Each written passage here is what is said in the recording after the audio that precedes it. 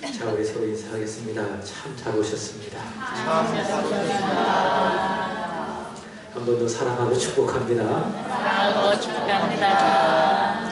지난주에 전도 주일이었는데 우리 등록하신 두 분이 또 오셨어요. 제가 특별 새벽 기도를 하면서 5명 이상 보내주세요. 그리고 2명 이상 등록하게 해주세요. 라고 했더니 하나님이 진짜 정확하게 응답을 해주셨어요. 그래서 제가 오늘 이렇게 기도 응답의 헌금을 하나님 앞에 올려드리기를 원하는데, 우리 은솔이가 전도하는 홍예은 학생, 그리고 이수영 권사님이 전도하신 우리 김영치 어르신입니다. 오셔서 이렇게 예배를 드리게 됐는데 참 감사합니다. 이 모두가 다 우리에게 주신 기도의 응답임을 믿습니다. 지난주에 우리가 특별 새벽 기도를 하지 않았습니까? 교회는 무엇입니까? 건물이 아니라 사람이죠. 교회는 건물이 아니라 사람이고, 특별히 사도 바울은 에베소서에서 교회를 그리스도의 몸이라고 이렇게 이야기하고 있습니다. 그럼 우리는 누구냐? 그 몸을 이루는 지체인 것이죠. 우리 몸에는 손도 있고 눈도 있고 발도 있고 이런 지체들이 있잖아요. 그리스도의 몸인 교회에 그 몸을 이루는 지체가 바로 저희고 여러분들이다라는 겁니다. 자, 근데 그리스도의 몸을 이루는 지체인 우리에게 있어서 아주 중요한 두 가지가 하나 있습니다. 그것이 무엇인가 하면 에베소서 4장 16절의 말씀을 보시면 바울은 두 가지 단어를 사용합니다. 첫 번째는 연결입니다. 그리고 두 번째는 결합입니다.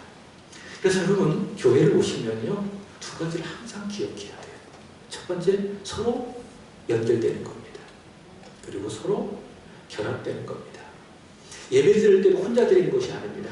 함께 연결되고 결합돼서 하나의 교회로 하나님 앞에 예배를 드리게 되는 겁니다. 예배를 끝나고 식사하는 것도 마찬가지입니다. 함께 해결하려고 식사한 것이 아니에요. 왜 식사합니까? 서로 식사를 통해서 연결되고 결합되기 위해서 우리는 식사를 하게 되는 겁니다. 차 한잔 하시는 것도 똑같습니다. 왜 하는 거예요? 우리 교회이기 때문에, 서로 연결되고 결합되어야 되기 때문에 그런 차를 한 잔 마시게 되는 것입니다. 우리 함께 서로 한번 인사하겠습니다. 연결되고 결합됩시다. 자, 근데요, 여러분, 서로 연결되고 그리고 결합되기 위해서 여러분 반드시 그 해야 될 시작이 하나 있습니다. 그것이 무엇인가 하면 인사라고 하는 겁니다. 인사. 서로 연결되고 결합되기 위해서 무엇 해야 된다고요? 인사. 그래서 여러분, 먼저 인사하십시오. 그럼 먼저 연결됩니다. 결합되는 겁니다. 그리고 인사를 하면 뜨겁게 받아들여요. 그렇게 인사를 주고 받음으로 인해서 교회로 연결되고 서로 결합되게 되어진다라고 하는 겁니다. 사도 바울도요, 서신서를 시작하면서 제일 먼저 했던 것이 무엇입니까? 인사하는 것이죠. 하나님 아버지와 주 예수 그리스도로부터 은혜와 평강이 너에게 있을지어다. 이렇게 인사를 하면서 그 서신을 받는 교회와 연결되고 결합되는 것이 아니겠습니까? 동탄의 한 교회에 변하지 않는 표가 하나 있습니다. 그것이 무엇인가 하면 인사에 관한 표입니다. 이런 표가 있다고 이야기하죠. 인사만 잘해도 먹고는 산다. 인사만 잘해도 먹고는 산다.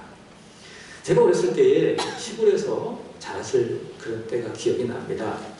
어른들을 만나서 서로 인사하는 것을 보면 참 신기했습니다. 어떻게 인사를 했는가? 이렇게 인사하더라고요. 진지 잡소시우. 제가 이제 부평, 충남 거기에서 자랐기 때문에 어른들이 그렇게 인사를 하더라고요. 진지 잡수셔슈. 그런 인사를 하더라고요. 어렸을 때 참 신기했어요. 왜 그렇게 인사했을까요?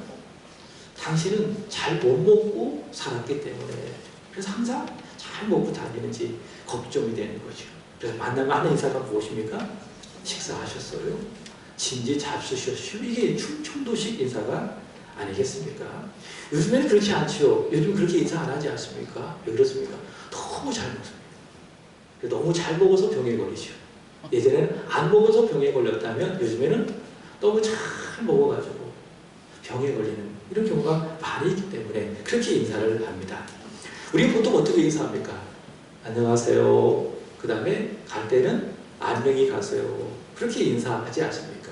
근데 이 안녕이라고 하는 말이 대부분 나라별로 인사할 때 공통적인 그런 인사가 이 안녕이라는 뜻을 다 가지고 있습니다. 여러분 동남아시아에 가보면은 캄보디아라고 하는 그런 나라가 있습니다. 이 캄보디아도 안녕하세요라고 하는 그 인사말이 있습니다. 그게 뭔지 아십니까? 따라서 합니다. 섭섭하이. 섭섭하이. 뭐가 그렇게 섭섭해? 근데 인사말이 뭐예요? 섭섭하이. 그게 캄보디아 말로 안녕하세요라고 하는 그런 뜻입니다. 그리고 하나 더 알려드릴까요? 업군지랄. 무슨 말이 있다고요? 업군지랄. 업군지랄. 이게 욕처럼 들리잖아요. 근데 그게 욕이 아니라 이런 뜻입니다. 대단히 감사합니다. 너무 감사합니다. 그게 뭡니까? 업군지랄. 여러분 업군지랄.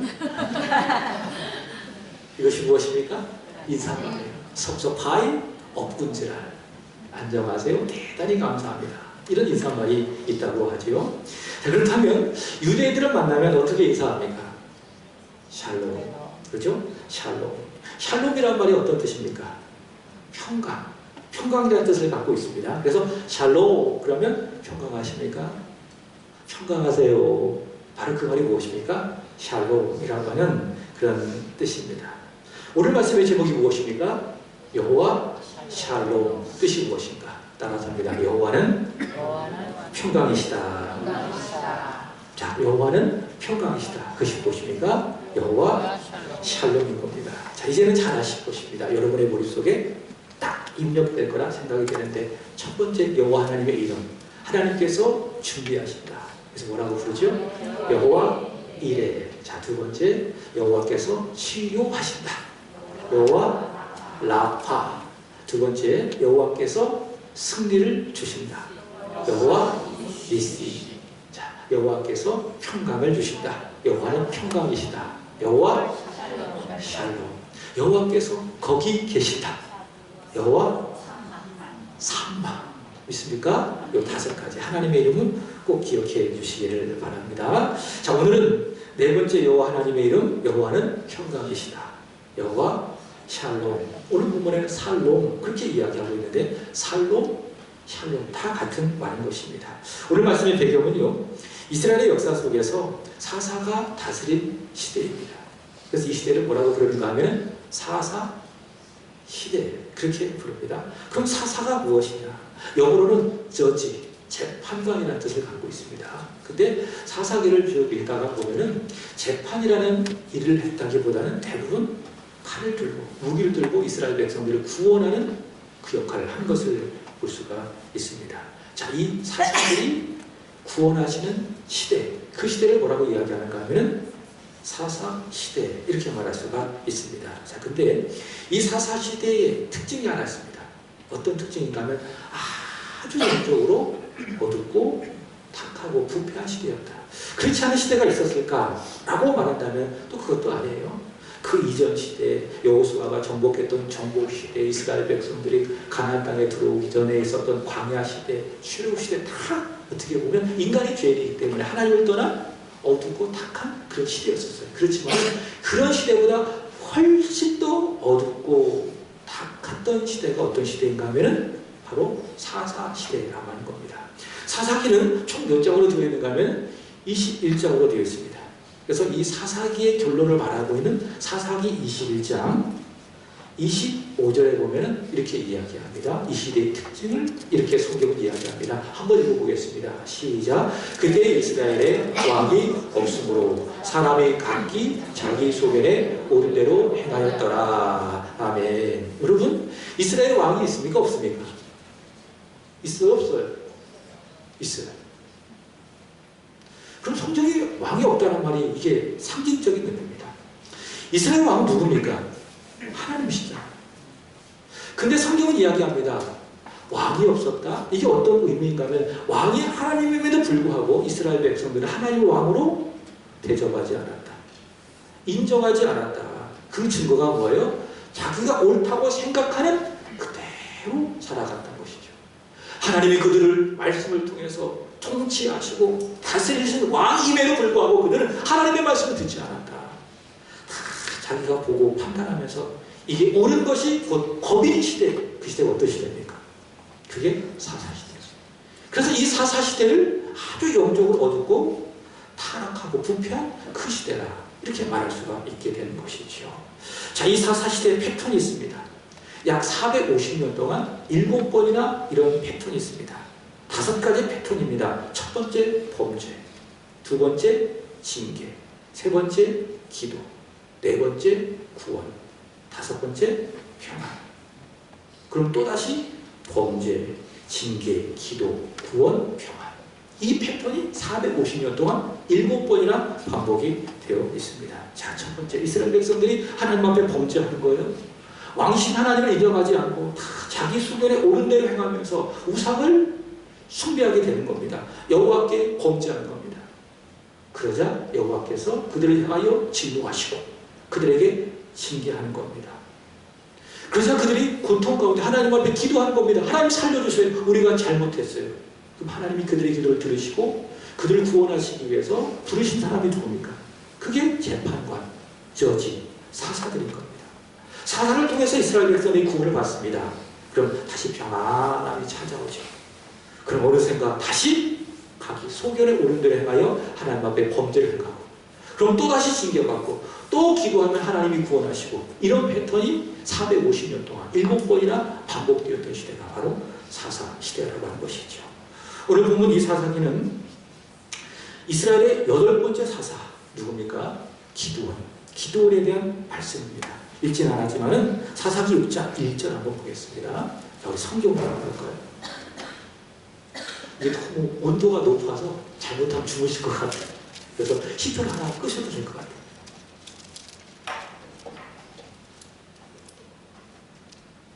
자, 우리 사사기 6장 1절을 한번 읽어보겠습니다. 다 같이 시작. 이스라엘 자손이 또 여호와의 목전에 악을 행하였으므로 여호와께서 7년 동안 그들을 미디안의 손에 넘겨주시니. 자, 첫 번째 이스라엘 자손이 또 여호와의 목전에 악을 행했다. 그러니까 그 전에도 악을 행했다. 그런 이야기죠. 그래서 하나님께 그들을 구원해 주셔서 그들에게 평안이 임했는데 또다시 그들이 범죄해서 여호와 앞에 악을 행했다. 그래서 하나님께서 어떻게 하시는 거예요? 7년 동안 그들을 미디안의 손에 넘겨주시는 징계를 하게 되어지는 겁니다. 자, 그래서 6장 3절의 말씀을 보시면 그들이 징계를 받는 거예요. 그 징계의 내용이 이겁니다.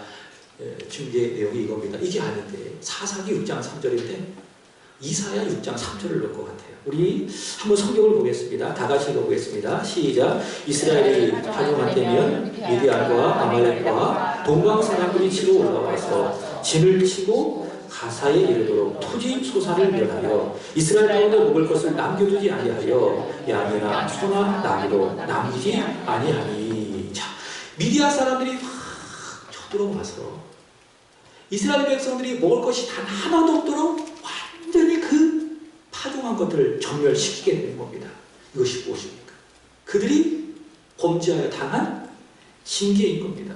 자, 그래서 이스라엘 백성들이 6절의 말씀을 보시면은 하나님 앞에 기도하지요. 우리 6절 읽어보겠습니다. 시작. 이스라엘이 미디안으로 말미암아 궁핍함이 심한지라 이 이스라엘 자손이 여호와께 부르짖었더라. 자, 징계를 받으니 그 다음에 무엇입니까? 부르짖어 기도하는 겁니다. 여러분, 여러분의 삶에 일어난 모든 어려움들 다 징계로 해석할 건 없어요. 그렇지만 그런 건 있잖아요. 인생에 어려움을 당하잖아요. 고난을 당하잖아요. 슬픔이 찾아오잖아요. 그럼 하지 않은 기도를 하게 되는 겁니다. 그래서 여러분, 인생에 어려움이 찾아왔을 때에 감사하십시오. 왜 그렇습니까? 그것이 나로 하여금 기도하게 하는 하나님의 축복이기 때문에 사람이 평안하잖아요.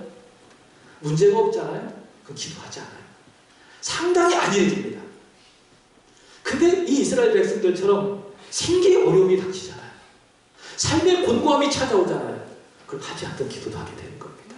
이게 사람인 것입니다. 하나님 때때로 우리의 삶 속에 많은 어려움을 주시는 거예요.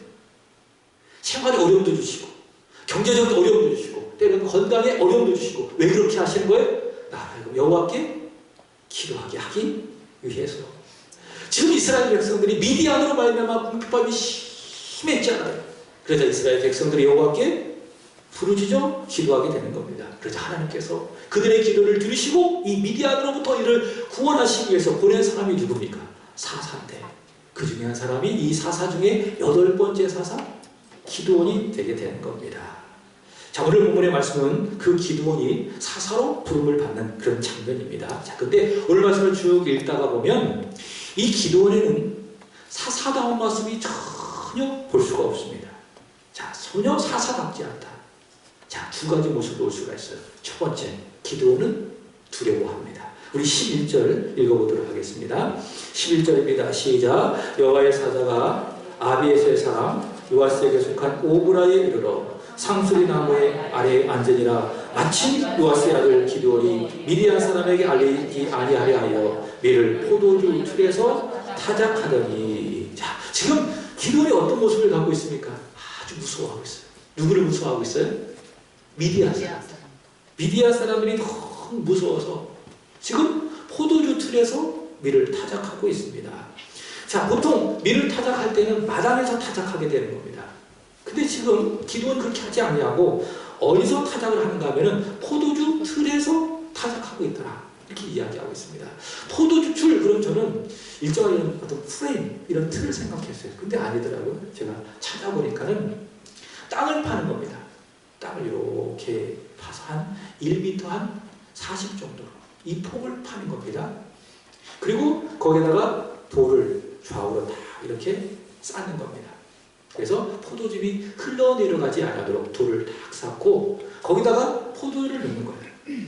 그리고 포도를 그 안에서 막 밟는 겁니다. 그래서 즙이 나오잖아요. 이제 그 즙을 가지고 포도즙을 만들기도 하고 또 포도주를 만들기도 하고. 그 당시 이스라엘 백성들의 키가 약 한 150 정도 됐대요. 근데 그 폭은 한 140, 130 정도 되니까는 기드온이 그 속에 들어가려면 어떻게 해야 돼요? 몸을 움켜려야 되겠죠. 몸을 숙여야 되겠죠. 그죠? 왜 이렇게 하는 거예요? 무서운 거예요. 누가 무서워요? 미디안 사람들이 무서워서 몸을 탁 숙이면서 그 속에서 포도주를 타작한 것이 아니라 포도를 타작한 것이 아니라 밀을 타작하고 있는 것을 볼 수가 있습니다. 지금 기드온은 두려운 거예요. 누가 두려워요? 미디안이 두려워요. 자기를 죽일까봐. 자기의 모든 곡식을 다 빼앗아 갈까봐. 그 미디안이 두려운 겁니다.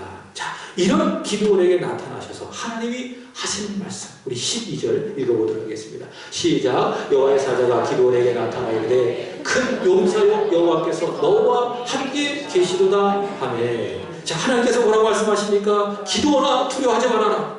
너는 큰 용사다. 여호와께서 너와 함께 가신다. 기드온의 마음속에 두려움을 다 거두어 가시는 거예요. 그리고 기드온에게 말씀하시는 거죠. 기드온아, 너는 큰 용사다.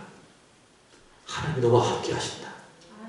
기드온의 마음의 두려움을 다 거두어주시고 그리고 대신 기드온의 마음 가운데에 평강을 주시는 하나님. 여러분, 이 기드온에게 평강을 주신 하나님은 여러분 살아계십니다. 믿습니까? 그리고 오늘 우리와 함께하여 주십니다. 그래서 여러분, 믿음을 가지고 그분 하나님을 바라보면 여러분의 마음속에 두려움이 다 사라지게 되는 것입니다. 그리고 하나님의 평강으로 인해서 여러분의 마음속에 하나님의 은혜의 강물이 흘러넘치게 될 줄로 믿습니다.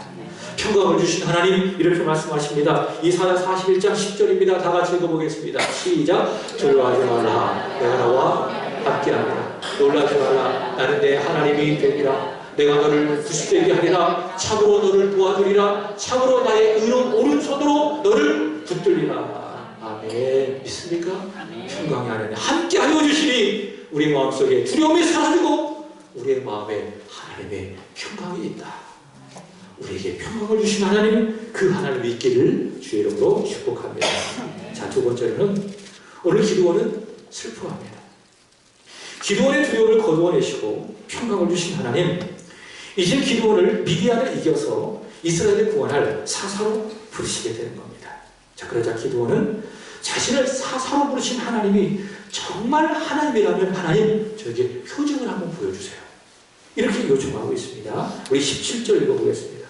다 같이 읽어보겠습니다. 시작. 기드온이 그에게 대답하되 만일 내가 주께 은혜를 얻었사오면 나와 말씀하십니다. 주 되시는 표징을 내게 보이소서. 아멘. 저를 사사로 부르셨다면 두 부르신 당신이 정말 하나님인지 아닌지 그 표징을 저에게 보여주세요. 이 표징을 기도로 요청하고 있는 것이지요. 자, 그러자 하나님이 어떻게 하시는가? 우리 21절 읽어보겠습니다. 시작. 여호와의 사자가 손에 잡은 지팡이 끝을 내밀어 고기와 무교병의 배니 불이 바위에서 나와 고기와 무교병을 살랐고 여호와의 사자는 떠나서 보이지 아니한지라. 아멘. 하나님의 지팡이 끝에서 무엇이 나왔어요? 불이 나왔어요. 그래서 기도원이 준비한 고기하고 무교병에서 있는 그것을 다 살아버리게 되는 겁니다. 자, 이것을 통해서 기도원이 확실한 표징을 얻는 것이죠. 어떤 표징입니까? 내가 만난 저 하나님은 하나님이시다. 저분은 여호와의 사자는 하나님이시다라는 확증을 얻게 되는 것입니다. 자, 근데 그때 기도원이 느낀 감정이 무엇이냐? 아, 슬프다. 아, 슬프다. 우리 22절 읽어보겠습니다. 시작. 기도원이 그가 여호와의 사자인 줄 알고 이르되 슬프도소이다. 주 여호와여, 내가 여호와의 사자를 대면하여 보았나이다 하니. 아멘. 지금 기도원이 뭐라고 이야기하고 있어요? 아, 슬프다. 그러니까 만나기 전에는, 표징을 받기 전에는 그가 하나님인지 몰랐어요. 근데 표징을 딱 받고 난간 기도원의 마음속에 느끼는 감정이 무엇입니까? 내가 하나님을 보았기 때문에 아, 슬프다. 왜? 죽게 될 것이니까. 여러분, 구약시대 사람들은요, 이런 생각을 갖고 있었어요. 하나님을 보면 죽는다. 하나님을 대면하면 죽는다. 그것은 그들의 생각이 아니에요. 하나님께서 이렇게 말씀하셨어요. 출애굽기 33장 20절에 보면 이렇게 이야기합니다. 또 이르시되 내가 내 얼굴을 보지 못하리니 나를 보고 살 자가 없습니다. 그래서 구약시대 사람들은 하나님을 보면 죽음이다. 죽는다. 이런 생각을 갖고 있는 것이죠. 예를 들면 이겁니다. 작은 성냥개비가 하나 있잖아요. 이 성냥개비가 뜨겁게 불이 활활 타오르는 그 속으로 들어가면 순식간에 불이 붙어 살아 없어지잖아요. 똑같은 거예요. 하나님은 어떤 분이십니까? 거룩하신 분이시요 완전하신 분이시요 그리고 죄가 없으신 순결한 분이요. 근데 그분 앞에서 사람이 다 쓰잖아요. 그럼 사람은 죄인이기 때문에 그 거룩하심과 완전하심과 그 의로우심에 사람이 압도되어져서 사람이 죽을 수밖에 없어요. 사람이 사람을 죽이는 것이 아니라 그 하나님의 완전하심이 죄인된 사람을 스스로 없어지게 된다고요. 완전히 사라지게 한다고요. 그것이 바로 구약시대의 이스라엘 백성들이 하나님을 향하여 가지는 그런 생각이었습니다. 기도원이 그것을 알았지요. 자신에게 표징을 보여주셨던 그 하나님은 하나님이시다. 나는 하나님을 대면하여 보았다. 그래서 그가 직감하는 것이 무엇입니까? 아, 슬프다. 나는 죽게 될 것이다. 바로 그 슬픔을 갖고 있었습니다. 자, 그때에 여호와 하나님께서 이 기도원에게 하시는 말씀이 있습니다. 23절 읽어보겠습니다. 시작. 여호와께서 너에게 이르시되 너는 안심하라. 두려워하지 말라. 죽지 아니하리라. 아멘. 자, 이 말씀 속에서 안심하라. 이것이 무엇인가 하면 히브리어로 샬롬입니다. 아, 슬프다. 그랬더니 하나님께서 하시는 말씀이 무엇입니까? 안심하라. 샬롬. 너는 안 죽을 것이다. 라고 이야기합니다. 그래서 기도원이 정말 하나님을 보았음에도 불구하고 샬롬, 안심하여 죽지 아니하였기 때문에 놀랐지요. 그래서 24절의 말씀을 보시면 그가 여호와를 위하여 제단을 쌓고 그것을 뭐라고 불렀습니까?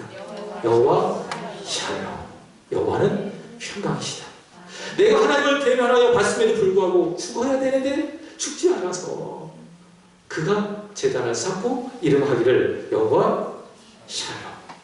이렇게 기도는요, 두려움 가운데 있었지만 평강의 하나님을 만나고 하나님을 대면하여 죽는 슬픔 가운데 있었지만 평강의 하나님을 만나고 그런 용기를 얻어서 그런 힘을 내어서 이스라엘 사사로 쓰임받은 것을 볼 수가 있습니다. 사랑하는 여러분, 여호와 하나님, 그분은 우리에게 평강을 주시는 하나님이심을 믿습니다. 우리 안에 두려움을 다 거두어내시고 우리 안에 슬픔을 다 거두어내시고 우리에게 평강을 주시는 하나님, 여호와 샬롬, 그분 하나님을 믿게 되기를 주의 이름으로 축복합니다. 자, 근데 여호와 샬롬, 우리에게 평강을 주시는 하나님, 그 하나님이 오셨습니다. 그 하나님의 사람에게 우리 가운데 찾아오셨습니다. 그분은 누구십니까?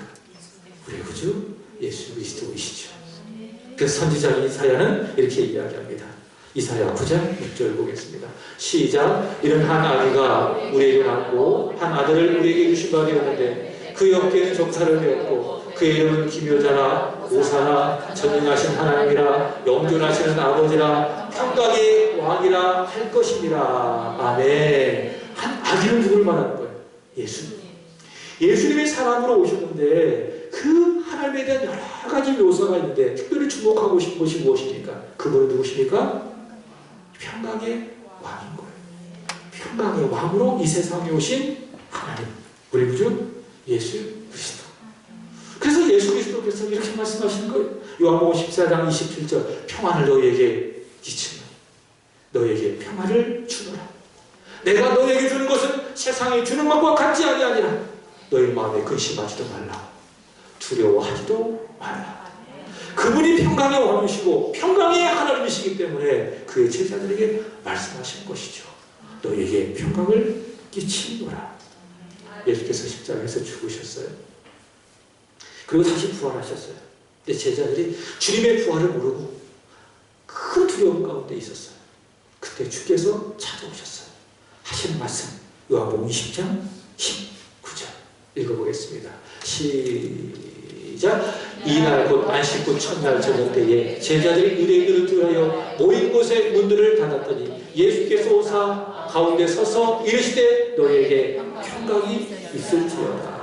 아멘. 두려운 제자들 가운데 주께서 하시는 말씀 너희에게 평강이 있을지어다. 왜 이렇게 하시는 거예요? 여호와 샬롬. 그분은 우리에게 평강을 주시는 하나님이시기 때문에 우리 인생에 많은 두려움이 있지만 때를 따라 우리의 삶 가운데 큰 슬픔이 있지만 우리 주 예수 그리스도께서 우리에게 다가오셔서 말씀하시는 겁니다. 두려운 우리 가운데 말씀하시는 겁니다. 여호와 샬롬 너에게 평강이 있을지어다. 믿음은 그분을 보는 거예요.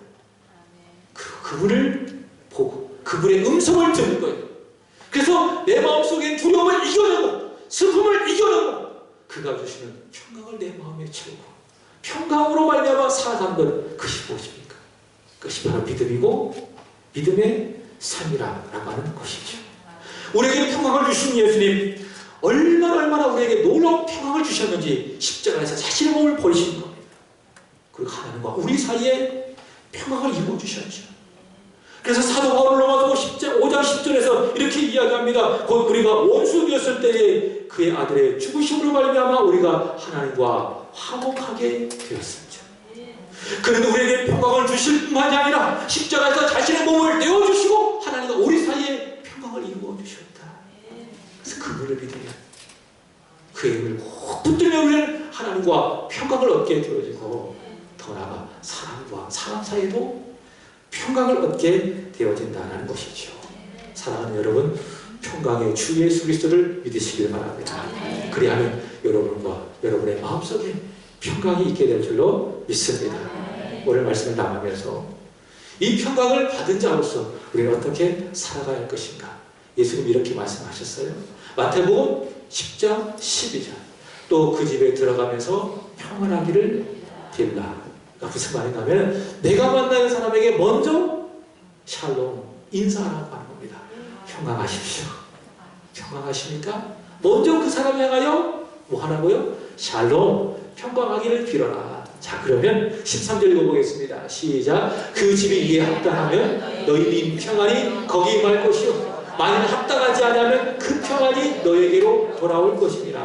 아멘. 내가 누군가에게 평강하십시오 샬롬 인사하잖아요. 먼저 인사하잖아요. 그러면 그 사람이 받을 게 합당하면 그 사람에게 임할 것이고 그러나 만약 합당하지 않다면 누구에게로? 나에게로 돌아온다는 것이죠. 사랑하는 여러분, 우리 주 예수 그리스도의 평강이 여러분의 마음속에 있습니다. 이 평강을 마음껏 축복해 주시길 바랍니다. 이 평강이 합당하면 그 사람에게 임할 것이고 합당하지 않으면 나에게 돌아올 것이고 믿습니까? 기도하겠습니다. 하나님 아버지 감사 올려드립니다. 여호와 하나님, 평강의 하나님, 여호와 샬롬 하나님 찬양합니다.